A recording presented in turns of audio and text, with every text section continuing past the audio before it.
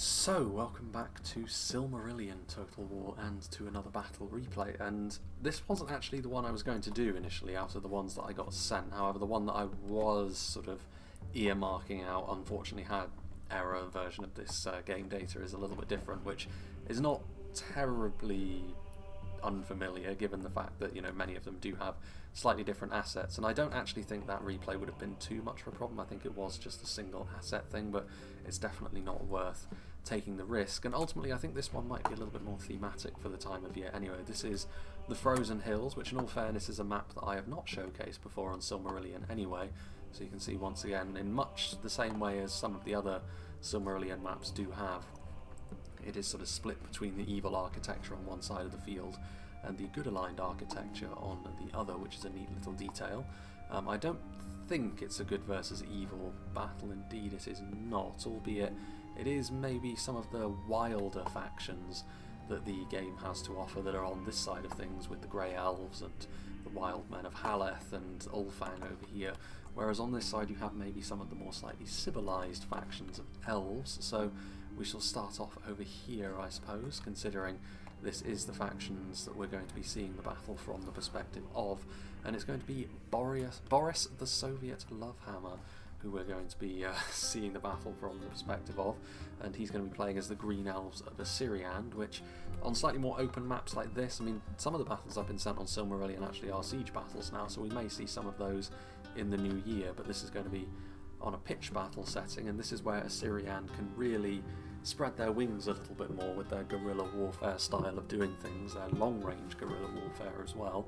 Some of their infantry units are a little bit more skill-based, which certainly has its place, but they are a little bit more less resilient, I suppose, than some of the other factions that the game has to offer. Spearmen of Rathloriel, more of a sort of medium unit by Ossiriand standards, though many of the more heavy-duty factions in the game, such as Angband and Feanor, for example, would probably consider them light spearmen, but they're going to be here on the flank.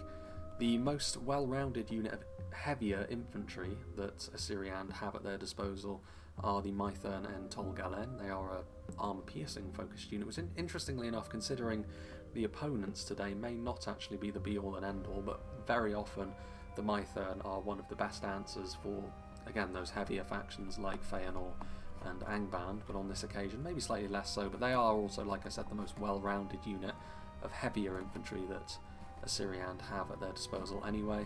When it comes to outright defensive prowess, however, you would probably give that title to the Kinsmen of Denethor. You know, you only have to look at them really to see that they are significantly more heavily armoured than many of their Green Elf brethren. They also, of course, come armed with spears, which on a more open field like this can be useful for helping ward off any cavalry. More Spearmen of Rathloriel in behind. The Scouts of Gallion, of course, one thing that Ossiriand are very well known for is their varied and quite damaging long-range archers. Scouts of Gallion are the most basic of these, and they're not particularly good at taking arrow fire, but of course they can mitigate that by the fact that they can hide anywhere, so the Green Elves can choose exactly when and where engagements at long range take place, which can be very, very important indeed. The mounted variants of them are the Sentries of Gallion here as well. There's quite a few of them, especially when you bring 2 units of them. Pretty useful for harassment, and again, considering the lighter nature of some of their opposition today, this is where Ossiriand's archers can really shine, potentially. And the Skirmishers of Rathloriel represent the more medium tier variant of this, of course, which means when it comes to trading they are going to be a little bit better at that. They can't hide anywhere like the unit just in front of them, which is a downside, but when it comes to straight up standing and shooting, they will be a little bit better off. And far in the backfield over here we do have some more cavalry, the Skirmishers of Adorant, which javelin cavalry here. So when it comes to trying to secure the mounted warfare advantage in favour of the blue team, mounted javelins are going to be one way in which they try to do that. Moving on to the middle team here, we have Captain Gervais playing as the guarded realm of Doriath. They're going to be a little bit heavier. They're not the heaviest elven faction in the game by any means, but in comparison to Ossiriand they are a little bit more orthodox, you would say, in the way that they do warfare. Marksmen of Region, going to be interesting to see their specialty projectiles on display today, especially given the kind of more damage oriented nature of many of the archer factions on display today. So again, it'll be interesting to see how much of a kill count they can really rack up. We also have the Shield Bearers of Region, big shield value on these guys. Their ability to hold the line against many of the opposition today should be pretty good. And also the shield value as well will be useful for dealing with any sort of axe throwers, which both Haleth and Ulfang do traffic in, so they could be a good all-round pick here.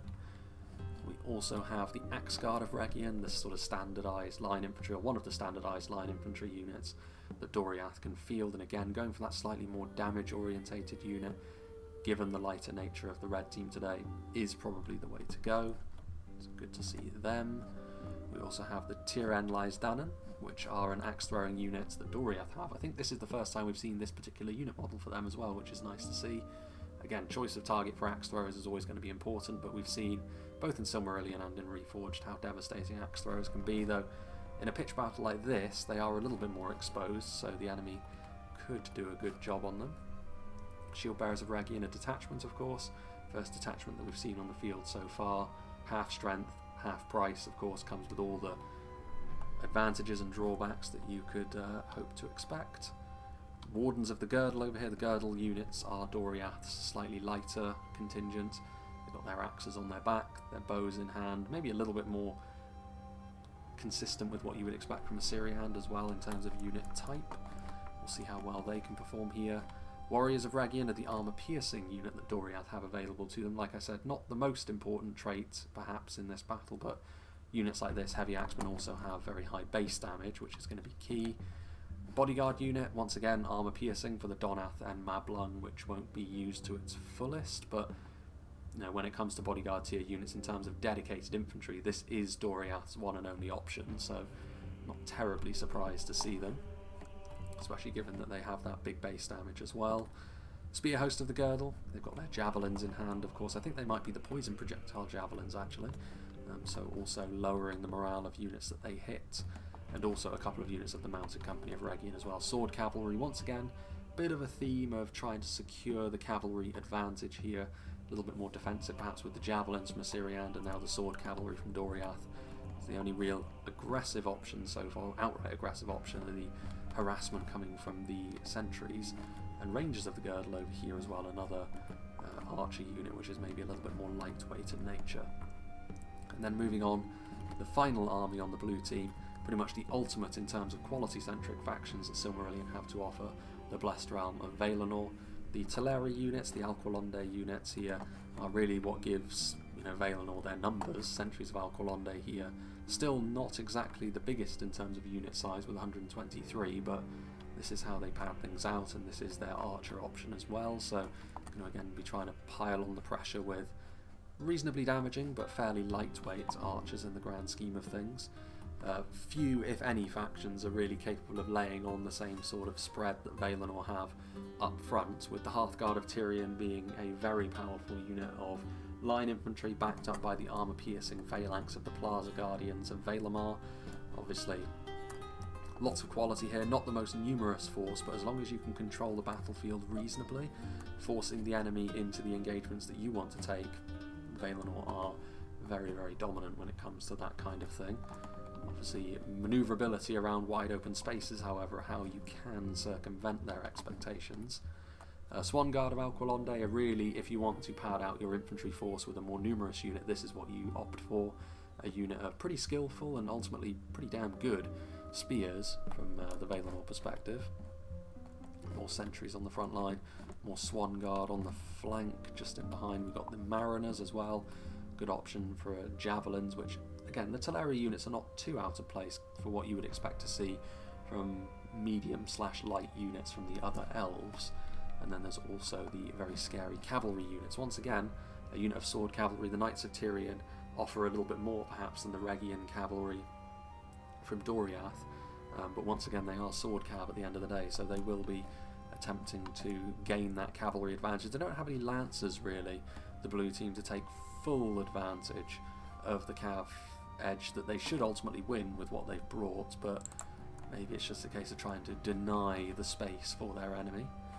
Speaking of which, we have the Grey Elves of Mithrim, fairly similar perhaps to what you would expect to see, maybe the halfway house between Doriath and Ossiriand. They've got a little bit more in terms of heavier units than Ossiriand, but they're still quite archer-centric, and they don't have quite the same aggressive options universally that Doriath have up close and personal. Sentries of Mithrim offer a good front line. Again, in terms of muscle on the front, though, I would back the blue team to win those sorts of fights, so the red team are going to have to use their guile a little bit more. Sentries of Mithrim will stand up to a fair number of the blue team's offerings, but maybe not so much Valinor over on this side. More Sentries of Mithrim as well. Outlaws of Hithlum, this is the kind of unit they're going to have to make good use of. Again, spears in melee, but it's going to be the axes that are going to be the most important thing. Several times we've seen the Grey Elves at this point, and the Hewing Guildsmen of Androth have very often been their best performers in melee because of the base damage they do offer. Again, against Valinor, you'd question whether or not that's going to be enough. It would definitely be so against to do damage to Doriath and to Ossiriand. It's just whether or not they have that luxury. Panthana Barsoom is going to have to set the table accordingly, I think. I mean, Mithrim do have very long-range projectiles. The Elves of the Twilight Hearth just in behind there are one such unit, so they could force Valinor into moving forward, and then gaps may appear. And the Scions of Tuor, with their big armour-piercing damage, ultimately could be the sort of unit to give Valinor a bit of pause, although they themselves don't have as much staying power with their almost complete lack of armour, very much an all-out aggression kind of unit in spite of their large shields. More Outlaws of Hithlum. We've got the Eagle-Eyed of Androth, very long-range archers. This is exactly the kind of unit which Mithrim are going to have to use to try and manipulate the enemy to move as they want, as opposed to simply charging forth. I mean, there's a lot of cavalry here. We'll see if this proves to be the wise move, considering the Knights of Tyrion and the Rhegian cavalry on the other side. But Bannerets of the Hither Shore do represent a more aggressive unit of cav, so it's high risk perhaps, but potentially very high reward if they can land some good charges on the higher tier units, particularly from Doriath and Valinor. And then the Shore Riders of Mithrim as well, with their javelins to offer that support, which, kiting backwards, exactly the sort of thing which could take advantage of the lower numbers that the Knights of Tyrion do have. Now then, the House of Haleth, played by FFA Muffins. Huskalar of Thargelion, once again a projectile unit. Closer range, however, so they're going to have to try and manipulate the situation to the point where those archers from Doriath and particularly Ossiriand are not going to be ripping them apart, but if they can get in range, those throwing axes are exactly the sort of thing which can definitely help even the odds.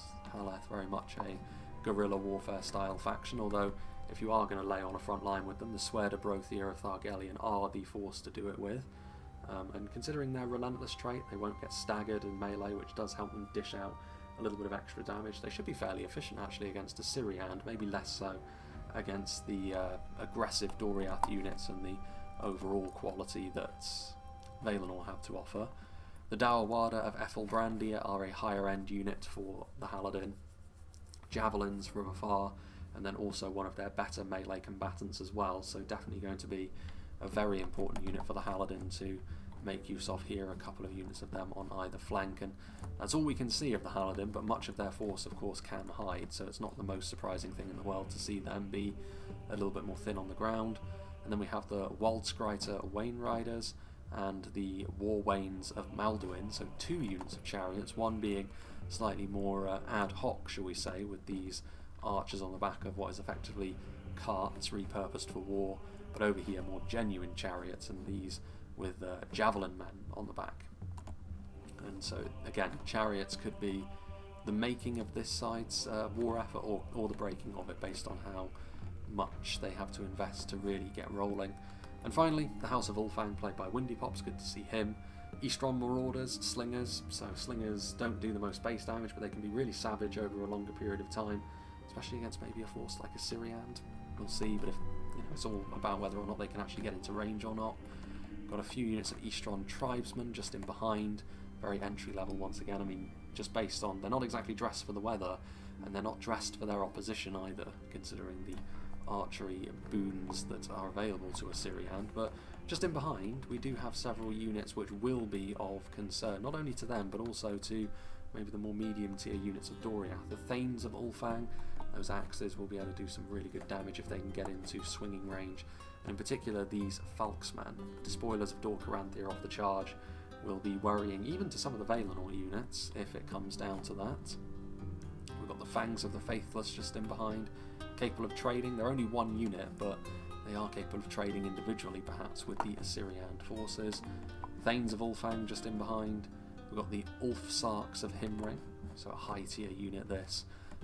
Again, not dressed for the weather or their opposition, but if they can get into swinging range, I think that's really the key here. If Ulfang can close the distance and start collapsing in on Ossiriand, they could do a lot of damage really very, very quickly, but whether Ossiriand let them do that or not is anyone's guess. Raiders of Doriath and more cavalry. Interesting to see how the cavalry plays off against one another again. I think it's very much a battle of high risks and high rewards here, with some Eastron huntsmen up here on the high ground as well. All of the high risk, I think, is being shouldered by the red team here. We'll see whether or not they're able to make that pay off for them. But I guess, without further ado, let's track the chariots here and let's get this show on the road, shall we? So I think in order for the red team to really get the best out of their various factions here, they are going to need to be the ones to draw the blue team in some capacity. Purely because I think if the red team were to go on the attack, the blue team, in particular with Doriath and especially with Valinor, they have simply the factions that are necessary to be able to make a lot of these maybe more lightweight ones bounce off of them. But I mean, having said that, I do think that the addition, in particular over here, of Mithrim means that the red team should be able to draw the blues a little bit closer to them. The extremely long range of some of the Mithrim archers is exactly the sort of thing which you can use to good effect to draw Valinor out of shape. After all, Valinor can't afford to just stand there and accept the projectiles all day long. As much as a lot of their units are very resilient over a long period of time, they can't afford. Every loss to Valinor is a bit of a tragedy, really, because of how small their armies tend to be, even when they are leaning a little bit more heavily on those Teleri auxiliary units that they tend to have. Doriath, again, a few of their projectile units are a little bit more lightweight in nature, but some of them are heavier. That really is going to be the difference maker here. I mean, I assume here that Ulfang, Windy's army, was probably hoping that the blue team would be a little bit more aggressive, but that was probably being a little bit hopeful, considering opposite Ossiriand, no opportunity to ambush from the high ground on this part of the map. So we are going to see, I think, the middle be where most of the heavy lifting in this battle is done. There's a little bit of cover here and a little bit of terrain, but for the most part it's going to be a little bit more open. The only places where the battlefield contracts a little bit more are going to be over here where the bodies of water lie. And that, of course, is where Ossiriand can sweep forward with their cavalry now. Back and forth between these two sets of cavalry. I mean, both of them are fairly similar in terms of lightweight, fairly numerous, more damage orientated, although certainly the Easterling cavalry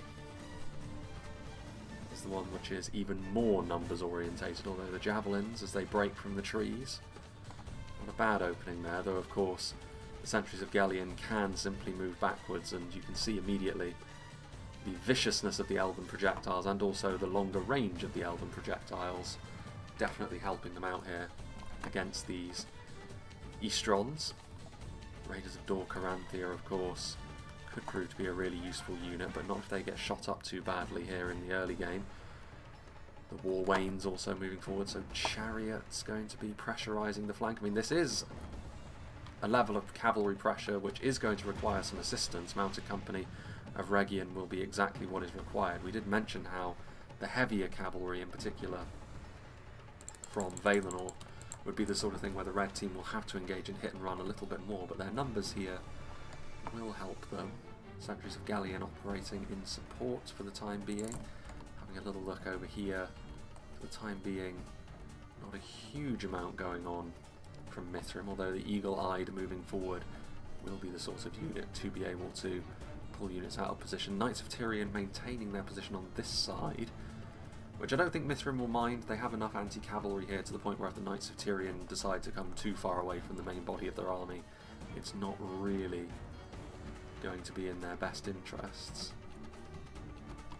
It's still just out of range, not really anything else occurring just yet.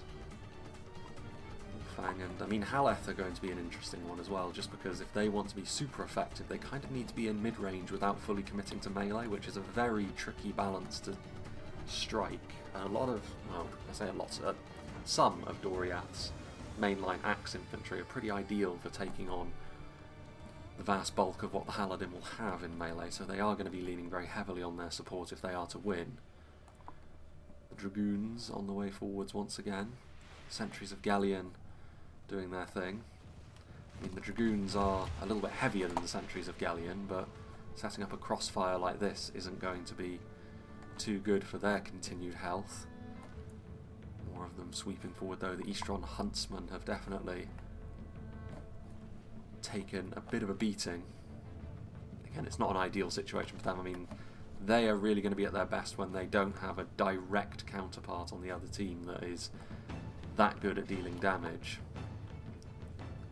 They'll be doing very well, the red team, if they manage to gain some sort of cav superiority on this side of the field, just because it will have to be at the hands of those Dragoons, I think, just because they have got a level of bulk that the Ulfang cavalry simply doesn't have. Ulfang's the Faithless on the way forward, offering a little bit of support. Foot archers, not the worst thing to have in tow. The chariots, of course, may prove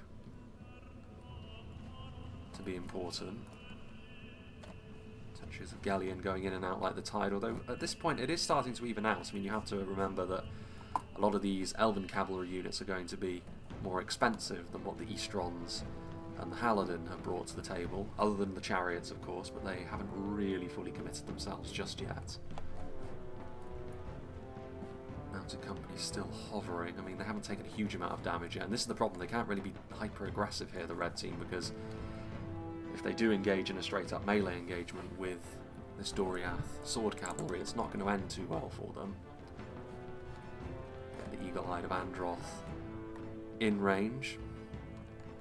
Starting to open up now. Sentries of Alcolonde and Rangers of the Girdle, neither of which are going to be too good under sustained arrow fire.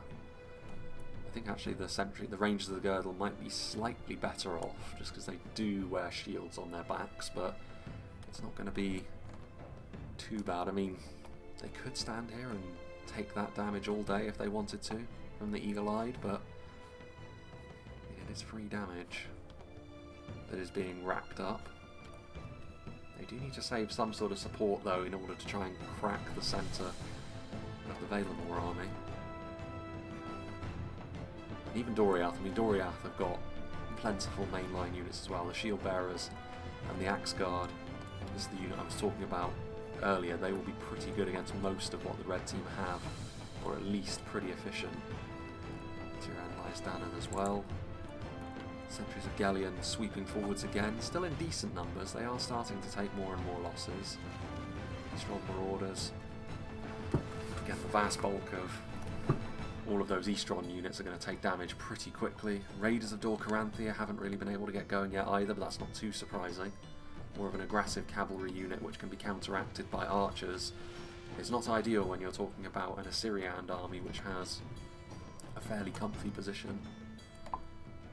Forward come the House of Ulfang now, going to not go the way that the cavalry is lurking for them, although they aren't aware of the skirmishers of Adorant lurking in the snow. Spear host of the Girdle, so Ulfang going to sweep in from this side, maybe try and clatter into the front of the Doriath army, though the problem is this may yet prove to turn around on them, and it may be that the blue team are then able to go on the offensive with their cavalry. Raiders of Dor-Caranthia charging in, but this is where the mounted company of Rhegion are really going to earn their keep. This is going to be it. The red team are the ones going on the attack, and like I said, if they had it their way, especially given the layout of the factions, they would be attempting to force the blue team to come to them, but it hasn't really worked out that way. And there you can see Eastron Marauders getting sent flying, the marksmen of Rhegion starting to fire. Silverthorn arrows, Spear host of the Girdle also doing a lot of damage. You can see slingers as they are getting into place. I mean, not a huge amount of value being gained here by Doriath early on, but it's certainly a good beginning to their engagement. The spoilers of Dor-Caranthia will make for maybe more of a lucrative target. Eastron tribesmen moving forward as well. They are capable of taking these casualties, but only to a point. Skirmishers of Adorant think actually now is probably a time we want to go back down to half speed. Ishran tribesmen not engaging with the spear host of the girdle directly. Skirmishers of Adarant, of course, a javelin cavalry, fairly lightweight as well, so it's not as if there was a unit of high tier lancers lurking in the undergrowth that would absolutely flatten them as they moved forward, but chariots on the way forward now. Javelins, of course, will be able to do a decent amount of damage to the chariots because several can hit each unit model at once. Mounted Company of Regian also routing in the face of those chariots and the supporting tribesmen that are moving forward as well. They still have another unit of sword cavalry, but that isn't exactly how they would have hoped for this particular engagement to play out, I'm sure. The Warwains and the Wain Riders forcing all of this cavalry onto the back foot, but they will be needing to support their infantry at some point, like I mentioned. I mean, the Despoilers of Dor Caranthia will do decently, especially when the charge bonus is still active. Doriath do have decent armour values, but not the highest, so those Falxes will be capable of dishing out a fair amount of their punishment. Sons of Ulfang moving forward as well, of course, they are going to be pretty universally damaging, but they're also going to be a beacon for all of these archers. I mean, Ulfang have moved forward, but this is the sign now that the red team are going to need to sort of get a bit of a shimmy on, and the House of Haleth are going to need to move in to give Ulfang a bit of backup here. We are operating at half speed, let's not forget, so there is a little bit of slack that can be given. Eastern Tribesmen defeat is a distinct possibility, completely unsurprising given the level of unit they're going up against, but shaken, Doria, under direct pressure, and a part of that might be some poison projectiles hitting their own units, which can deplete the morale a bit. Sons of Ulfang also shaken as a result of these poison arrows moving in. The Donath and Mablung getting into melee. I mean, again, the armour piercing not the most important factor against the House of Ulfang, but the level of quality that the Donath bring is something that even the Sons of Ulfang don't really match.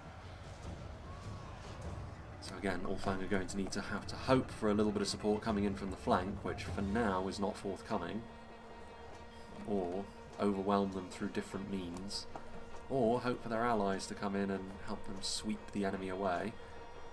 And this is where the Haladin are going to start to get up to the front. I mean, the Sweardebroth here do represent probably a more orthodox line infantry unit than anything Ulfang can bring, really. So their presence on the front line will be greatly appreciated, I'm sure. The Thanes are pretty much the closest thing to them, I guess. Axeman managing to interrupt the Tyrann Lysdanen as well. Slingers continuing to do their thing. I mean, they took a fair amount of damage on the approach to the Slingers, but there are so many of them that there's still over 100 in each unit. And now those many projectiles are going to be moving forth in support. Keeping an eye on what it is Mithrim intend on doing. Knights of Tyrion moving forward and going after the Eagle-Eyed of Androth. They got a little bit too greedy there, the Eagle-Eyed, if this is where they decided to try and shoot from, a little bit too far away from their support. Sentries of Mithrim can come forward and ward off the Knights of Tyrion now. I don't know how much damage or how much ammunition the Eagle-Eyed still have left.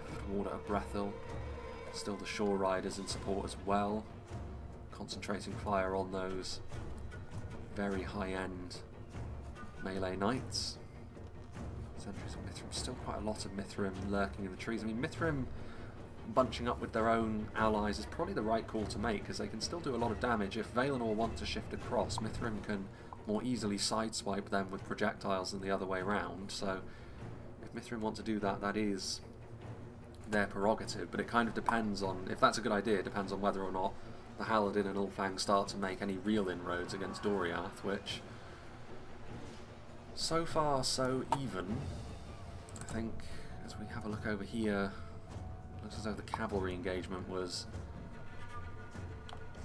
fairly handily won in the end. Mounted Company of Regian, bit of support coming in from the Fangs of the Faithless. There's still some of the Warwains, but the chariots, despite some initial success, the sheer amount of cavalry and also preparedness of the cavalry, again, sword cav backed up by javelin cav, and then also some horse archers around to harass. It's not the easiest thing in the world to deal with, especially not when things are maybe getting a little bit more desperate. Haladin losing the general is also more of a loss to them. Scouts of Galleon, so that means far from getting some support from their own cavalry, Ulfang are going to have to deal with some harassment of their own backlines, and horse archers coming in to pour some more damage into these Falksmen will certainly not be appreciated either. So ultimately this means Mithrim cannot afford to sit back. They are going to need to take more of an active role fairly quickly to try and turn things around. Thanes, I mean, doing good damage with their own axes. Axe to axe, and the support berserkers, of course, Ulfedin of Ethelbrandia. They'll do pretty good against quite a lot of what Doriath have to offer as well, and indeed the Haleth are making some inroads, but then the Sword of Brothir end up routing because they've gone a little bit too far.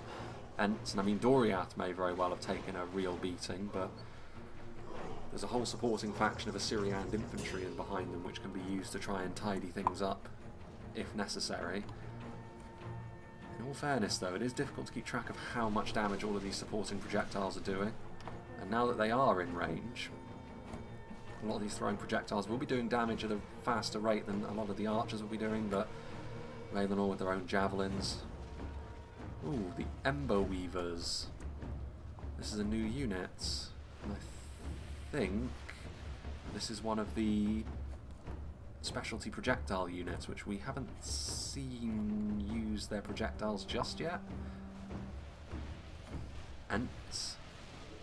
Skalar moving forward in support of the hewing guildsmen. I mean, the problem is though, the Ents are so dangerous.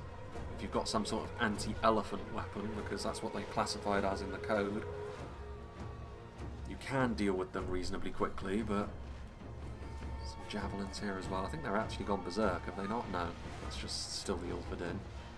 Warriors of Region moving forward, along with the Mithrim and Tolgalen, so some ground was gained, but now I think the blue team are going to sweep forward with some of their heavy hitters and start to really push back. Donath committed a little bit earlier on, of course, but it's looking a little bit dicey. Hewing Guildsmen of Androth doing a good job in conjunction with the Sword of Brothir. There are portions of the front line where the red team are winning, but not enough, and not by a big enough margin in comparison to what's going on elsewhere. Eagle-Eyed still have a bit of ammunition, still spears. I mean, Mithrim still are in a fairly... They still have quite a few units left to them, but I mean, the problem is now they're going to need to move forward, and quickly, because I think Valinor are doing exactly the right thing here. They see an opportunity to really twist the knife over on the other side, sweep away what remains of the two human factions of the red team, and then Mithrim will be isolated. Mithrim have committed forward some of their strongest infantry. The Ulfang general getting punted into the afterlife by one of the Ents. Skalar moving forwards. Dawada of Ethelbrandia, one of the, if not the best infantry combatant that the Haleth can field. They've made it a fair ways in behind enemy lines. Scouts of Galleon and Mariners not the best equipped to deal with a unit like this, but the Ents, I would assume that's probably the end of Ulfang, if I had to guess. Yeah, there's still some Haleth left. The Donath, still alive, 64 of them.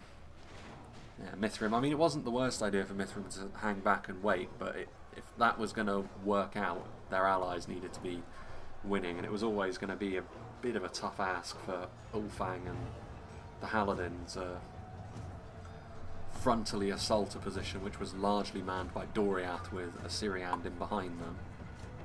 Sentries of Mithrim. What's going on there?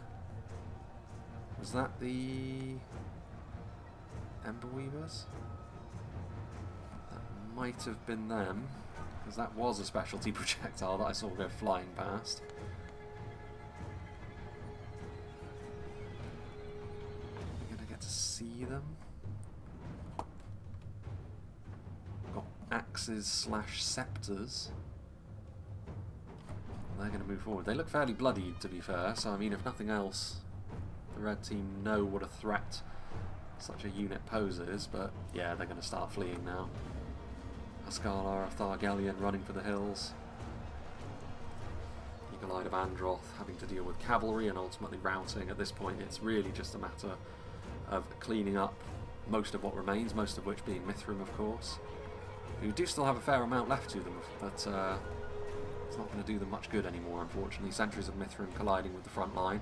They've little choice now but to advance directly into those nasty defensive positions of Valinor, the Plaza Guardians backing up the Hearthguard. Bit of support coming in from Ossiriand as well.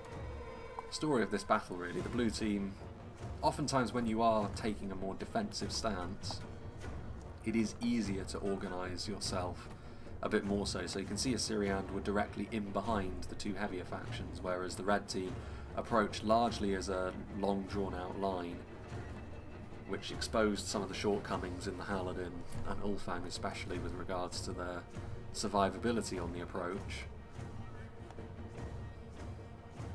That was the sort of thing which maybe the red team could have thought about. I think the way to approach this battle would have been to send Mithrim up first with their archers just getting in range and then picking away and trying to force the blue team out from their comfortable position that they had struck up. Instead, leading with the cavalry, trying to make something happen there is bold, but it was always going to be very difficult to make something like that work, considering the amount and type of cavalry that the blue team also had. I think this may have been a battle which could have been won based on faction and army composition. That was... yeah, that was the Ember Weavers, so indeed they are effectively a little self-contained artillery unit. They weren't the be-all and end-all in this particular battle, but it was neat to see them because they aren't alone in that designation now. There are a few others who, over the course of the coming weeks and months, we may get to see a little bit more of. Now everyone starts to flee.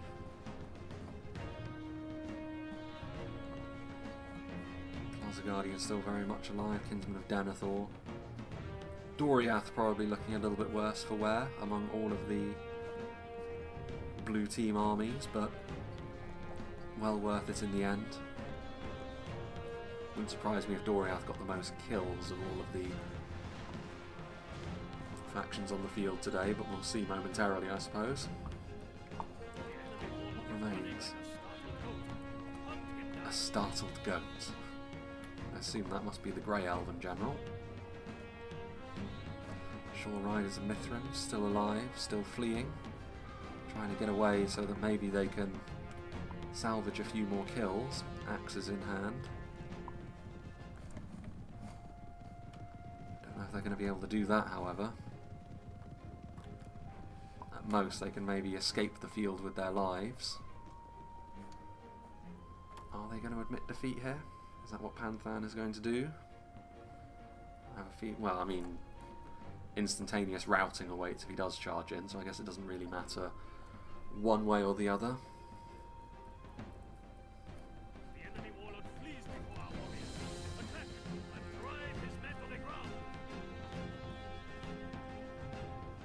Marksman of Region still have a bit of ammunition. One volley is probably all it will take. Oh. 4 mounted company. 5 mounted company, so both units of Doriath cavalry also still alive, and that is going to be that. A good victory for the blue team, but like I said, I feel like faction composition and then the army compositions within that were the two main deciding factors here. I don't think there was anything too wrong with how the red team decided to approach their advance. I mean, trying to spread out and then trying to maybe focus force a little bit more is the sort of thing that you do see on a lot of pitch battles, but I think that they just didn't have the correct factions to be able to do that effectively. And that really did play out in the end. Like I said, the one thing they could have done would maybe be send up Mithrim's archers, try and poke and prod at them a little bit. You could send the Fangs of the Faithless up with them as well as maybe a slightly more bulky archer if it came down to it. But yeah, it was always going to be tough, because to get the most out of Ulfang, and especially the Haleth, you really kind of need to be reacting and drawing the enemy in and using your thrown projectiles when you have the upper hand. Whereas if you're advancing into that kill zone that Ossiriand had with their archers, and then all of the javelins and supporting units that Doriath had, and the quality of Valinor, it's always going to be difficult for factions like this. So yeah, the wrong tools for the job, I guess, for the red team, whereas the blue team very happy with what they had selected. So what did the damage for Ossiriand? The archers is what I'm expecting. Yeah, scouts of Galleon and sentries of Galleon. On a pitch battle, of course, things change up a little bit in terms of how many kills are considered impressive, and over 100, considering the length of this battle, is Skirmishers of Adorant doing quite well as well. The infantry, I mean, the Ents also played their part, like when it came time to try and crush or break the spine, really, of the red team's army. The Ents were definitely a big part of that, as were the Mythern and Tol Galen sweeping in with some of the Doriath heavy hitters, and of course later on the Valinor front lines. So yeah, nothing too surprising there. But yeah, a nice little midweek battle that. So I mean, technically speaking, it wasn't actually Boris that sent this to me. I got sent all of these, I believe, by J-Monster. So this is one of them, and I believe the very next battle, which will occupy a weekend slot, actually will be a siege battle on Silmarillion, which we haven't seen in quite a while now, actually. So it'll be good to see another one of those, and it includes one of the new factions that's been added as well, so that should be an interesting watch, and it'll be a lore-friendly one as well, with all Orcish factions on the attack, and then, well, at least somewhat lore-friendly. It's all Orcs on the attack anyway, and then it's a sort of mishmash of elves and humans on the defence, trying to defend a coastal settlement, so that should be quite interesting. But yeah, moving on, of course, Silmarillion will be interweaved throughout the rest of the regular schedule, with most of them probably being midweek games. But again, we'll see as time goes on. So yeah, big thank you to all the players involved, big thank you to J-Monster as well for drawing my attention to these. I hope you enjoyed this, and I hope you'll join me for whatever is next.